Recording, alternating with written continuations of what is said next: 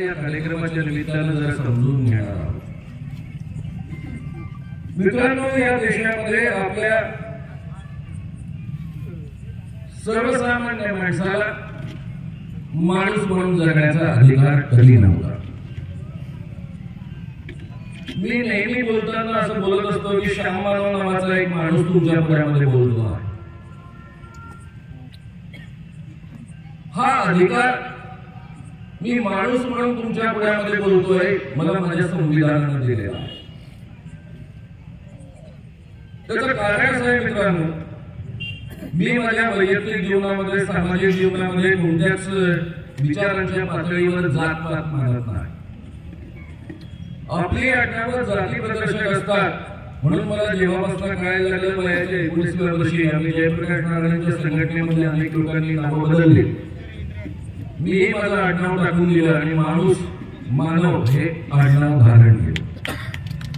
पुढे ते कायदेशीररित्या अधिकृत केलं. मी स्वतःला माणूस म्हणून तुमच्या समोर म्हणतो,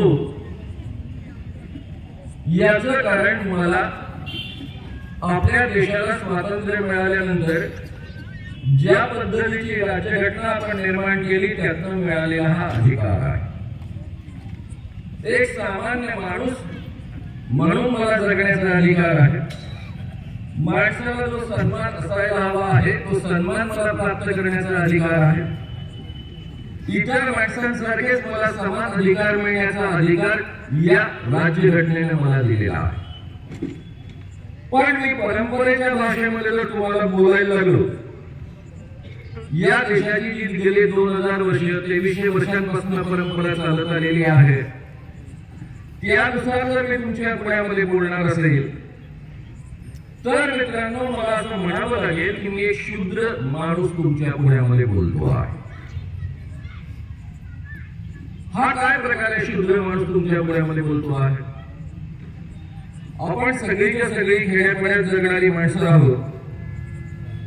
कदाचित आजही त्याचे काही सिम्पटम्स आपल्याला खेड्यापाड्यांमध्ये दिसत असतील, काही लक्षणं दिसत असतील.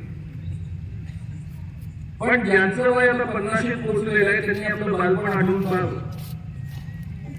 गावागावामध्ये कशा पद्धतीच्या अस्पृश्यतेच्या प्रथा पाळल्या जात होत्या, जाती व्यवस्थेच्या प्रथा कशा पद्धतीने पाळल्या जात होत्या, माणसाला समान समजलं जात नव्हतं, हा अनुभव आपला राहिलेला आहे.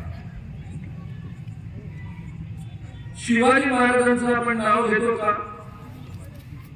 कारण शिवाजी महाराज हा आपल्या इतिहासामध्ये, महाराष्ट्राच्या इतिहासामध्ये एकुलता एक होऊन गेलेला राजा आहे, ज्याने सर्वसामान्य माणसाला माणूस म्हणून सन्मान दिला. जाती प्रथा पाळल्या नाहीत, अस्पृश्यता पाळली नाही. वेगवेगळ्या जाती धर्माच्या लोकांसोबत ते एकत्र जेवत असत. 18 पगड जातीच्या लोकांना आणि 40 वर्णातल्या लोकांना सोबत घेऊन, वेगवेगळ्या धर्मातल्या लोकांनाही सोबत घेऊन त्यांनी आपलं स्वराज्य निर्माण केलेलं होतं. या देशामध्ये ज्या पद्धतीची जाती व्यवस्था आणि चातुर्वर्ण्याची उतरण, काही माणसं श्रेष्ठ आहेत, काही माणसं कनिष्ठ आहेत, या पद्धतीची जी उतरण निर्माण करण्यात आली होती, त्याला छेद देणारे आपले शिवाजीराज. स्त्रियांना त्यांनी प्रचंड सन्मान दिला. या काळामध्ये सैनिकांचा हा शिरस्ता होता. नवा प्रदेश काबीज केल्यानंतर या ठिकाणचं धान्य लुटायचं, शेतीची राखाणोळी करून टाकायची, जे काही सोनं नाणं असेल तेही लुटायचं. कारण लुटीमधला वाटा जसा राजाला मिळत असेल त्या पद्धतीनं सैन्याला मिळत असेल, आणि वाटते त्या स्त्रीवर बलात्कार करायचा. ज्या स्त्रिया दिसायला बऱ्या आहेत त्यांना सोबत घ्यायचं, त्यांना पटकीन बनवायचं आणि मग त्यांना सैन्यासोबत ठेवून रखेलीसारखं वापरायचं. हा ज्या काळामध्ये सार्वत्रिक प्रघात होता, त्या काळामध्ये शिवाजी राजा हा एकमात्र राजा असा होऊन गेला की ज्याने आपल्या सैन्याला लूट न करण्याचा आदेश दिला, स्त्रियांच्या अंगाला हात लावायचा नाही आदेश दिला, कोणत्याही स्त्रीला बटीन बनवायचं नाही, तिच्यावर बलात्कार करायचा नाही असा आदेश दिला. आणि स्वतःच्या राज्यात जर एखाद्याने बलात्कार केला तर त्याला कधीही क्षमा केली नाही. आपल्यापैकी प्रत्येकाला माहित आहे, आपण वारंवार ते ऐकलेलं असेल, रांझ्याचा पाटील खरं म्हणजे शिवाजी राजांचा जो नातेवाईक, त्याने एका शेतकऱ्याच्या मुलीवर बलात्कार केला, तिने आत्महत्या केली आणि शिवाजी राजांनी रांझ्याच्या पाटलाला उचलून आणलं आणि त्याचे हातपाय तोडले. दुसरं एक उदाहरण यापेक्षा अतिशय भयानक. राजांना बेलवाडीचा किल्ला हवा होता आणि या बेलवाडीचा किल्ला मिळवण्याकरता बऱ्याच दिवसांपासून प्रयत्न सुरू होते. आणि त्यावेळेस सकुजी गायकवाड नावाचा त्यांचा सेनापती, त्याने राजांना सांगितलं की हा किल्ला मी मिळवून देतो. या किल्ल्याची किल्लेदारी होती सावित्रीबाई देसाई नावाची एक बाई. ही लढवय्या बाई होती. ही मुळीच दबत नव्हते, सरेंडर करत नव्हते, म्हणजे शरण पत्करत नव्हते. सकुजी गायकवाड वेळा काढून बसलेले आहेत. 27 दिवस त्यांना लढाई करावी लागते आहे, त्यामुळे ते प्रचंड चिडून गेलेत.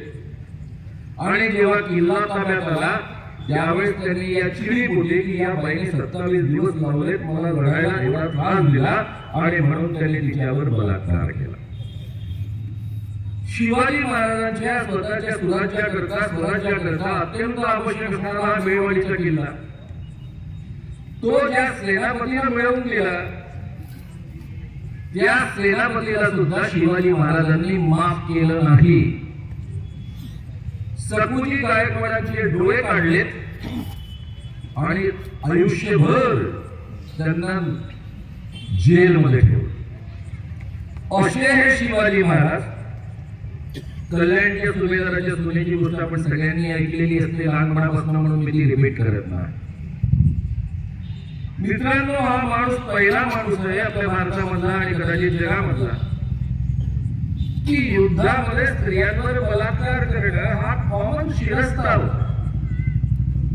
खरं म्हणजे सैनिकांना मिळालेली देणगी होती. असं असताना त्यावर बंदी घातली आणि राज्यातल्या स्त्रियांवर कधी अन्याय होऊ दिला नाही. शिवाजी राजांना रयतेचा राजा म्हणण्याचं आणखी एक कारण आहे. त्यांनी शेतकऱ्यांची घेतलेली काळजी. जी गावं उद्ध्वस्त झालेली आहे ती गावं नव्यानं बसवली, त्यांच्या जमिनीचं वाटप केलं. शेतकऱ्यांकडे पैसे नाहीत म्हणून त्यांना सगळे खर्च दिले. औतापासून नांगरापासून जे जे लागतं ते सगळं दिलं, कर्ज दिलं. पहिले 4-5 वर्षाचा महसूल अत्यंत माफ करून टाकला आणि शेतकऱ्यांना, नव्या शेतकऱ्यांना उभं केलं. पूर्वीच्या काळी शेतकऱ्यांकडनं शेतसारा वसूल करण्याचा अधिकार गावातल्या पाटलांना होता, देशमुखांना होता, इजारदारांना होता, जमीनदारांना होता. राजाला जर 100 रुपये द्यायचे असेल तर ही माणसं त्या शेतकऱ्याकडनं 1000 रुपये वसूल करत असत. राजाला 100 रुपये देत असत आणि बाकीचे 900 रुपये असत ते स्वतःवर उडवत असत. स्वतःचे किल्ले कोट बांधत असत, स्वतःचं सैन्य निर्माण करत असत. ही संपूर्ण चालणारी दीर्घकाळापासून चालत आलेली प्रथा राजांनी बंद केली. सगळ्या इजारदार देशमुखांचे, पाटलांचे अधिकार काढून घेतलेत. राजाचे अधिकारी स्वतः शेतकऱ्यांकडनं शेतसारा गोळा करायचे.